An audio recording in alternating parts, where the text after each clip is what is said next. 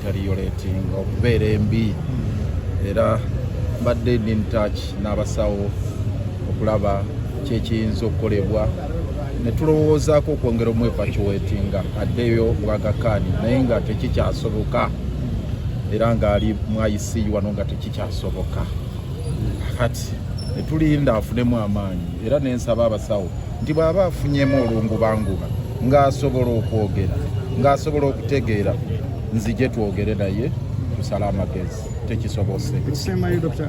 Erias Lukwago wali naye nga kansala ku KCCA wadde naye nga sinnagenda ku kya kansala oba member wa parliament kisinga okunnuma nzero yawe twamala ebbanga mu kooti nga bamuguddeko ebisanga ebijweteke ne bamumma bbeeyiru ne tulwana n'afuna bbeeyiru ne Alan Sewanyama ne baddamu ne bamukwatira ekigo mu mbeera enzibu ennyo nga bwe mwagiraba.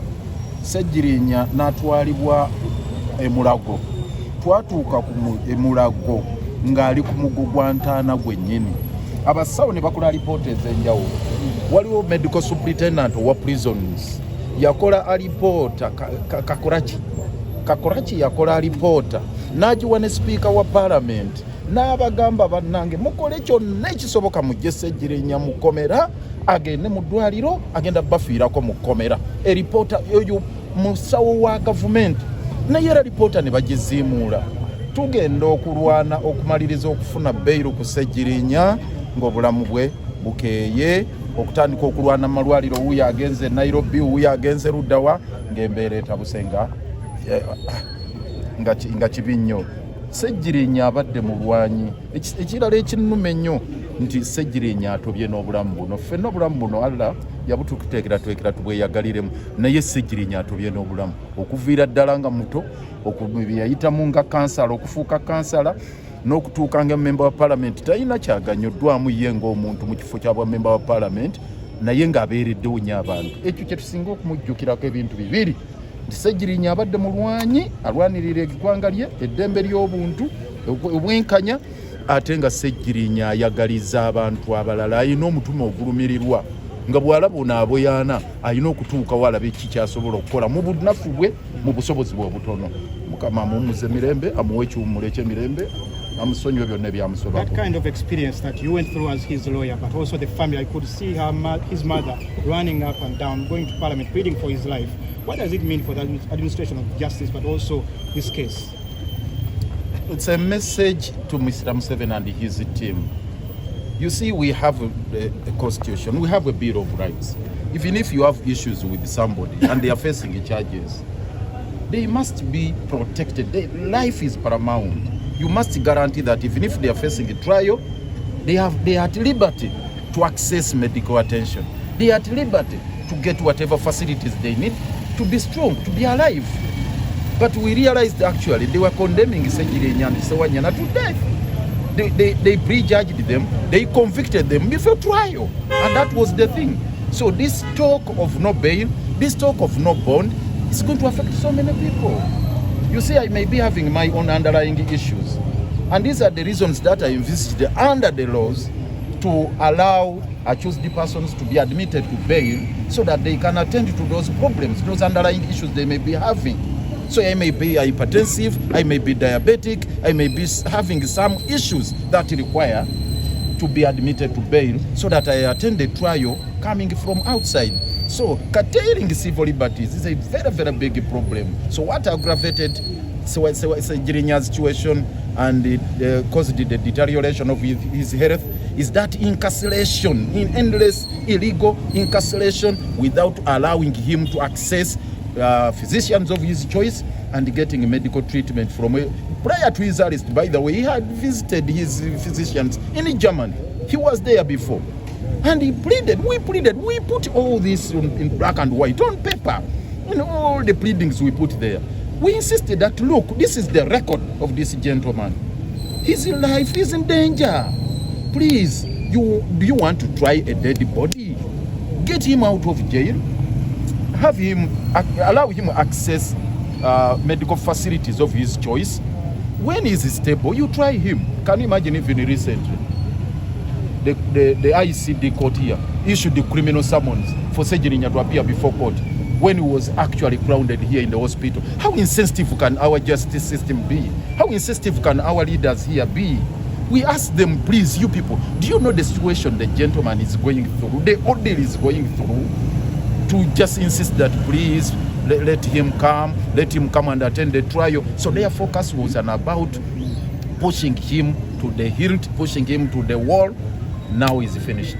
As a person who worked with the late now, as when he was a councillor, Lord Councillor, but also as a member of parliament in the opposition, how would you remember the late Mohammed Ssegirinya?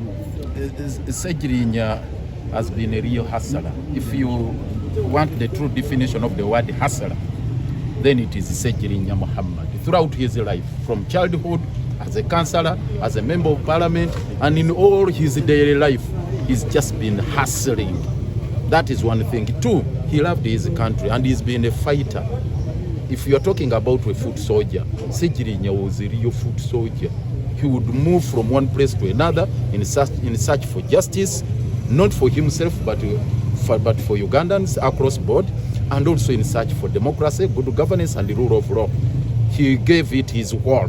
He put up a solid fight. He spared no iota or atom of his strength in the fight for rule of law, constitutionalism, and good governance to liberate this country. And above all, he's a person who he was very, very compassionate with the marginalized, with the people in need. He is one person who loved humanity. He had empathy for whoever was in need of support, and he was always there to assist those marginalized people. Inna lillahi wa inna ilaihi rajiun. Okay, I'm loading in Amulikaso. NTV Sebo, it's Saturday for Ugandans here. You are live on NTV and BBS.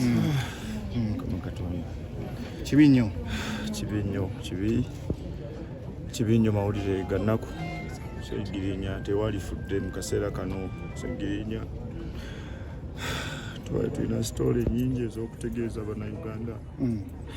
Ssegirinya twabonaabona Mukama Katonda takuwadde mukisa kusobola kweyagalira mu bulamu bwo Mukama Katonda. Ennaku ebisoma mu 5 nga muli mu kkomera. Ssegirinya Muhammadi badde nze nina essuubi buli kaseera nti ogenda kuddengula otereere kubanga obadde ng'ompa essuubi buli kaseera we nkusinkana Ssegirinya. Muhammadi Ssegirinya Mukama Katonda. That is Honorable Alan Sewanyana Machinye West MP, the one who was incarcerated. Tekisobose ddala okutegeeza bannakawempe North nti kitalo ddala, mwebale kutuwa mukisa kubasaavinga, mwebale kugumiikiriza byonna. Tubuliye ku bulamu bw'obusembyeyo ekiro ekikeesezwa abadde atya biki businze kuvaawa? Ekiro kye kisembyeyo olunaku olwaleero sijja kugamba nti obuzibu businze kuva wano. Ffenna tumanyi nti Honorable Ssegirinya abadde n'obuzibu bw'ekibumba, abadde n'ebizibu bye nga bwe mubimanyi. Obulamu bwe bwatandika okubeera nti oba oliawo bukyankalana, ebbanga we yabeerera mu kkomera ery'emyaka oba oliawo erikunukiriza ku 2. So abadde kugamba yanafuwa, naye era nga bumanyi nti omuntu ayina kyakola ki kyaluubirirwa nga yeekaka. Era bwe twasembayo okwogera naye wano nga bamuleese, yantegeeza nti senga Katonda aba obaoliawo ansobozesezza, nja kusobola bulungi nnyo obaoliawo okukomawo ate tutereeze ebyo bye twakola ki bye tutasobodde kutereeza mu gundi eno, era ng'ayina enteeka